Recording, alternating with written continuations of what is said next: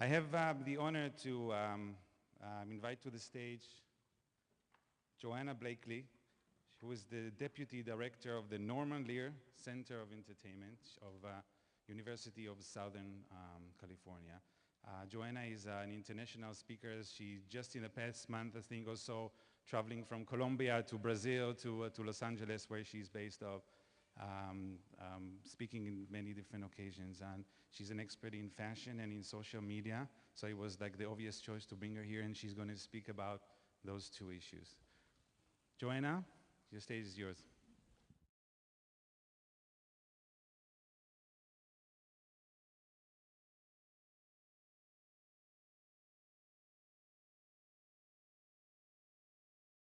Hello, everyone.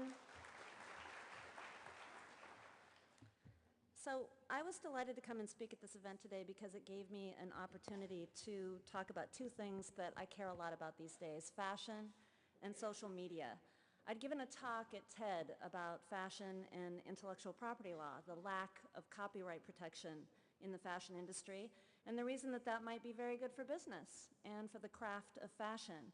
More recently, I gave another TED Talk at TED Women in December about social media and the transformative impact that I think it's going to have on traditional media industries and global popular culture, including representations that we see in magazines, TV, film, games, toys, you name it.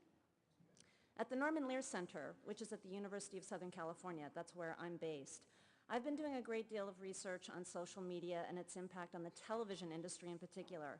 And as I was going through the data, I kept stumbling across articles about women's dominance of various social media platforms, Flickr, Facebook, and Twitter, where 57% of users are women, according to the most recent data from Ignite. So I wondered if I could find some global stats, and lo and behold, ComScore had issued a very handy report called Women on the Web, How Women Are Shaping the Internet. In it, they demonstrated that women outnumber men on social media sites in every region around the world. And they spend a lot more time there, about 5.5 hours per month compared to 3.9 hours for men. Now, it didn't surprise me that women were flocking to social media sites. There's been quite a lot of academic research that demonstrates that women tend to be far more social than men are. But I must say, I was shocked that this trend wasn't just appearing in rich first world nations, but in every region around the world, where I had thought women's access to internet and the hardware and the software that they need to participate in social media might be a bit more limited. The ComScore report only included users who were already connected to the internet, so that helped explain some of these numbers. But still, I'd venture to say that there are additional obstacles in the way of women who wish to participate in social media in traditional cultures. I think the stats demonstrate just how powerful the drive to socialize online is for women. And as this medium matures and access becomes cheaper and easier for all of us, I think we'll continue to see women dominating in social platforms. So what does this mean for fashion? Well, I don't think it's an overstatement to say that it's a potential gold mine. According to Fast Company, half of all computer purchases and 2/3 of book purchases are made online, but only 8% of apparel purchases. I think that the growing influence of social media is going to change this. According to that ComScore report, women shop more online than men do, surprise, and in aggregate, they represent about 58% of online spending.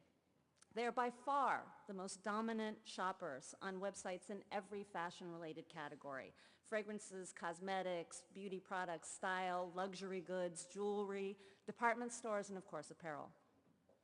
Now, women's dominance of social media platforms practically guarantees that social retail in the fashion sector is going to take off. And if we also take into account women's dominance of mobile social media applications, and Nielsen reports women account for 55% of users, I think that number has actually gone up, then we can see why applications like Pose, which bridge the offline and online shopping experience, are attracting users and venture capital. But what I'd like to point out today is that we're not only witnessing a fortuitous shift in platforms for fashion consumers, producers, and retailers. We're witnessing a kind of market correction, if you will, in which the media ecosystem of fashion will more accurately reflect the logic of relationships that govern the business and culture of fashion. I'll explain. Push media, like television, radio, magazines, and newspapers, were always instrumental to the fashion business, but social media is far more suited to the business and culture of fashion than any other previous media platform has ever been, and not just because women happen to be the largest user base. Whether we like it or not, we all participate in the economy of fashion, no matter how unfashionable you may think you are. As long as you drape stuff on your naked body and parade around in public, you are participating in the culture and economy of fashion. Meaning in this economy is socially determined. One thing that makes fashion endlessly intriguing to me is that it's a taste-based industry in which guidelines for determining what's good and what's terrible are based on aesthetic judgments, on the opinions of people in a variety of peer groups. Now, some of these peer groups are far more influential than others, and there are some key individuals who wield tremendous power in this vast global ecosystem. But gatekeepers like Anna Wintour only remain powerful as long as they can still process signals from the right peer groups and from the street, where the masses demonstrate their affinities for certain aesthetics and a rather random assortment of fashionistas signal the direction of future trends. Now, the business and culture of fashion has always been push and pull, where powerful designers and editors held a great deal of sway, but people on the street determined not only what to purchase, but when, where, and how to wear those purchases. Their choices always had a powerful impact on their own taste communities, their own peer groups, but it was harder for them to communicate their choices back to producers and retailers and to a larger global audience. Traditional media gave fashion tastemakers an excellent platform for projecting their ideas into the world, but it was fairly difficult to connect directly with those audiences and respond quickly to their opinions and their desires. Interactive media, and social media in particular, has completely changed the landscape. I would say for the betterment of all. Now, fashion tastemakers can more easily monitor the trends that are developing within their customer base, and Twitter, of course, is one of the better tools for doing exactly that. And it goes both ways. Famous designers like Stefano Gabbana have harnessed Twitter to better communicate their vision of the street and their peer groups, much to the delight of their followers who get to see beyond the smooth contours of a global brand.